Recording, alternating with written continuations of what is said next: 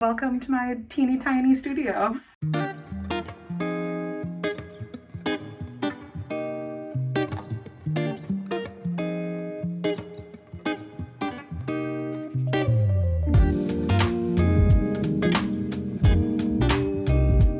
Hi friends, welcome back to my channel. My name is Fiona and I'm a full-time artist, and on this channel I like to take you with me on my artistic journey, whether that means working on projects in my studio, going out to see cool art exhibits, buying art supplies and sharing my haul with you, basically any art related content.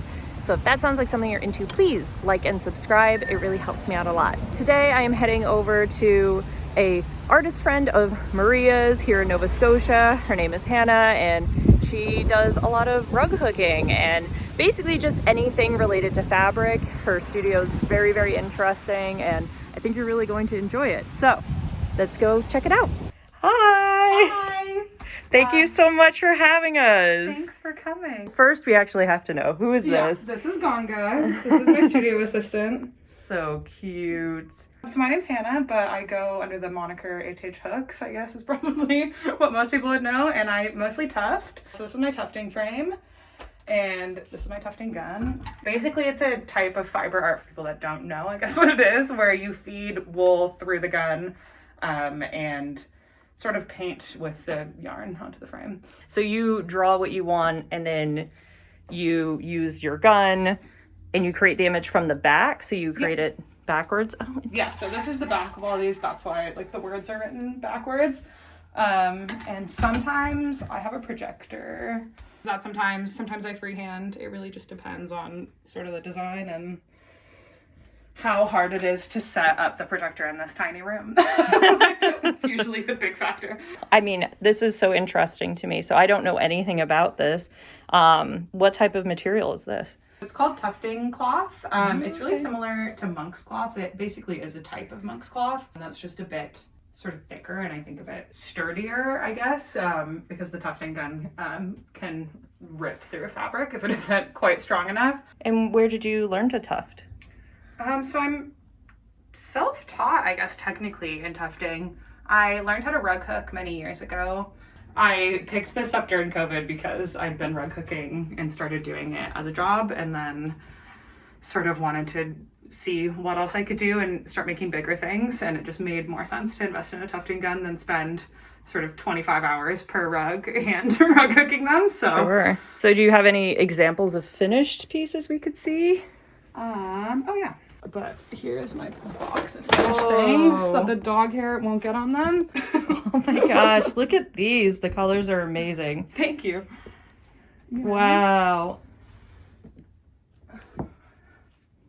Oh my gosh. And so these are all rugs. That's your focus. Yeah, and then a lot of them can be hung on the walls as well. I think a lot of my customers hang them instead of walking on them. Yes, for sure. I mean, they're art objects more than anything. But... yeah, I have some 3D stuff in the other room too I can grab. Sure. Aw, look at this watermelon. So that's what these are going to be. That's why these are so like weird looking on the frame. Oh, okay, so I see here this is going to be a can of sardines. So you're going to... and then a milk carton. Oh, yep. And this has some weight to it. What do you fill? Yeah, so when you're tufting, I swept the floor before you came over. Usually my floor is covered in yarn. So I save a lot of that yarn. And that's what you use to fill these? Yeah.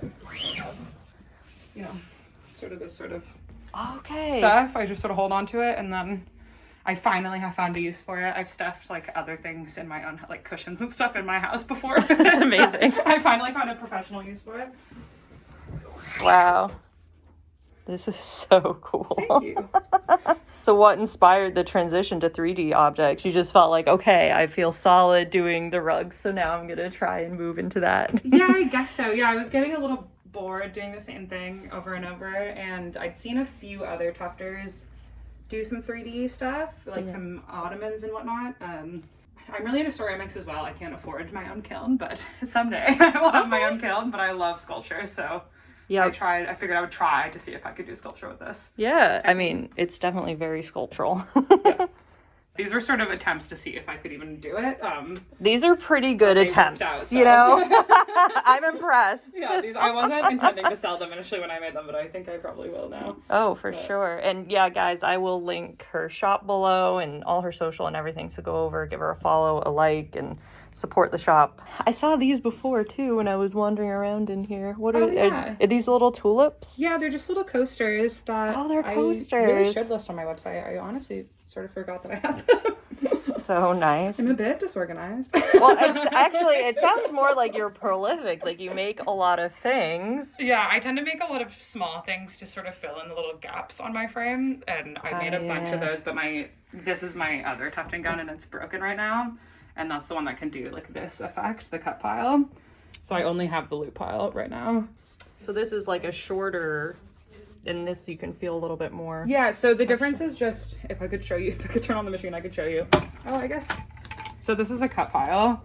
So when you push the yarn through here, and then it has these little scissors that cut it as you go. And then the loop pile, instead of the scissors, it just pushes it out through the cloth and doesn't cut it. I see. So that's why you get the loop, whereas this, it slices it and makes more of like a shag rug sort of thing. Because I've seen people do it too and then shave it after. Yeah, totally. And I shave my cut pile rugs just because when you just do it with the tufting gun, it's usually not a super even surface. Like it just sort of helps to make it look a lot more like professional and even and nice. Yeah. if you shave it. Definitely. Here you have lots and lots of yarn. Yes. So this and a wall of yarn. Yeah, there's like 4 more baskets in my living room, I think. And then I have a giant bag of yarn under there as well. Yeah, I have a problem. I honestly think sometimes that I got into this because I was buying so much yarn that I had to find a way to pay for it, so I started selling. It's a pretty good reason to. Yeah, exactly. But I mean, your color palette is really, really interesting and bright and colorful. It really speaks to me. Yeah, I get most of my yarn is from a wool mill in PEI, and they have great stuff. So it's all local. Yeah, pretty much. Every once in a while, I will thrift. If I can find it at the thrift store, I'll always buy wool. Or Briggs & Little, which is in New Brunswick, is my other favorite yarn makers. But I guess, they're quite local as well. Excellent. But yeah, maritime wool is honestly better than other places. We have a good yarn here. And we also have a tool over here that is new to you. Yes. So yeah, if anyone knows how to use it, please reach out to me. Comment below if you know how to use this. I found one tutorial that seemed good, but it was in Spanish, and I couldn't quite understand all the instructions. So, so what's it actually called? It's a knitting machine. A knitting machine. Yeah.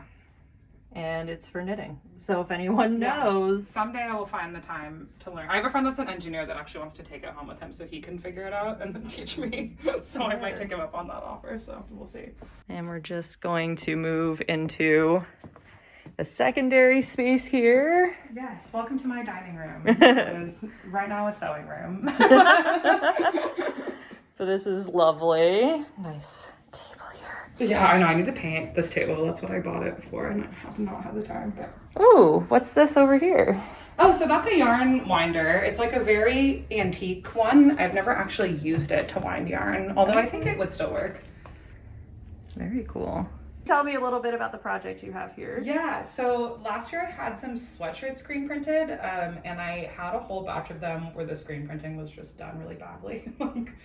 Didn't turn out great. So I have this big box of sweatshirts that I've been holding on to for a year, sort of not sure what to do with them. So I just decided to remake the design that was on the back of them out of old fabric, and I'm gonna sew it on top of the bad screen prints. Nice. So I can use these and not just have them sitting in my studio. So this is her lovely living room space. Yes. Yeah, so this is our rug hook. So this is my rug hooking frame.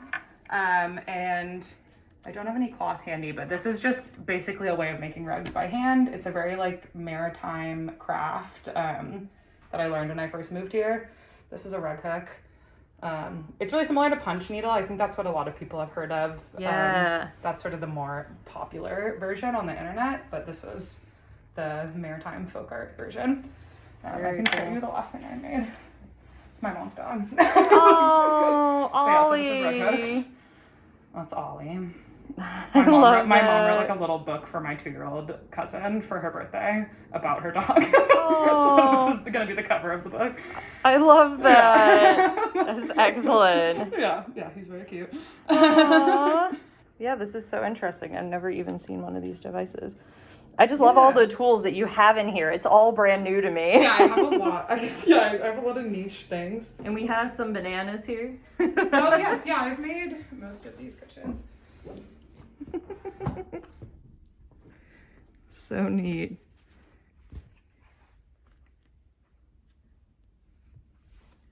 I love art that's also functional. Thanks. Yeah, me too. And this gallery wall is pretty impressive gallery wall here. Thank you. Gorgeous. Yeah, this is Wade. I don't know if you saw I posted because my grandparents had a polar bear rug when I was a little kid.